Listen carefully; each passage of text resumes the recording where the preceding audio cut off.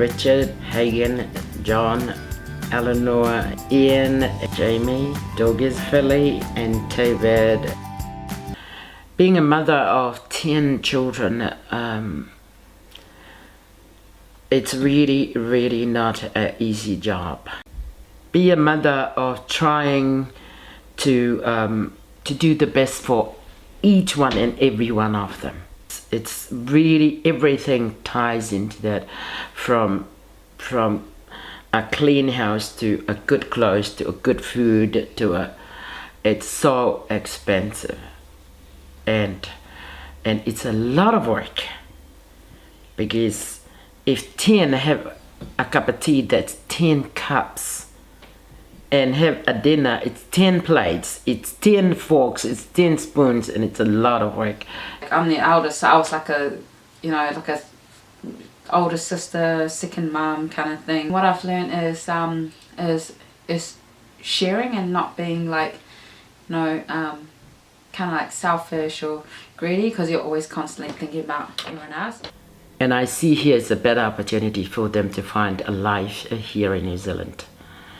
And that's why I was just really determined to stay on here in New Zealand, shifting from wanting to help my mom and dad to my own children, to just have a better opportunity, especially with better education. That's one of the values and a goal that I have in mind for that, and I own it. And I'm working very hard in every way to just push my kids for that reason.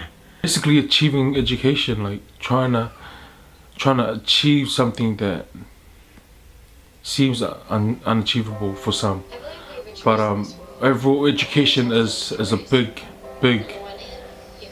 thing for our family. And so what my parents try to instill in us is trying to attain some sort of educational certificate. We were raised to think that we can do better, and if you think you can do better, then you should go for it, and don't let anyone like pull you down. It was all because of a good life for us, and education would pave a way for us. Like, to them, education would be an open door from poverty, basically. But my mom, she's been a moral support for me as well, because I'm not as smart as I look, and yeah, so but to have someone beside you and support you every step of the way, I finally made it. Like, this is where her work has prospered. Education is like the pinnacle of what our family's about, because when my parents came from the islands, they came in search of a good life, not only for them but for us, their children. And for my parents to work in factory jobs and working in rest homes and getting any income to providing for us, it was all because of a good life for us, and education would pave a way for us. The day of my graduation, like, that's one of the biggest moments, I guess, for me. It's biggest moments in my life. Like, you finally reach the end of the road. Like, during my study times, you think you're not gonna make it, but once you know you stepped on that stage, you know you finally achieved something that you thought in a million years you wouldn't achieve. Like, I'm not the smartest person in my family, like, seriously.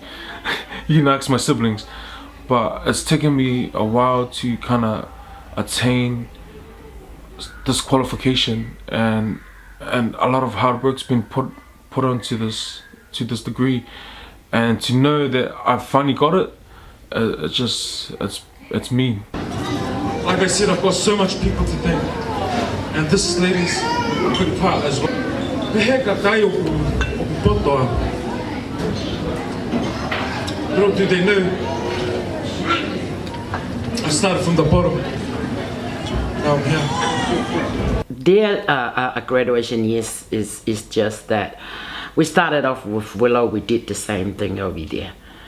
And there are lots of people coming through, our friends, the people that have been there in our lives alongside with us. Growing up in a big family is so much fun. The thing that's really good about being in a big family is that you have the support around you.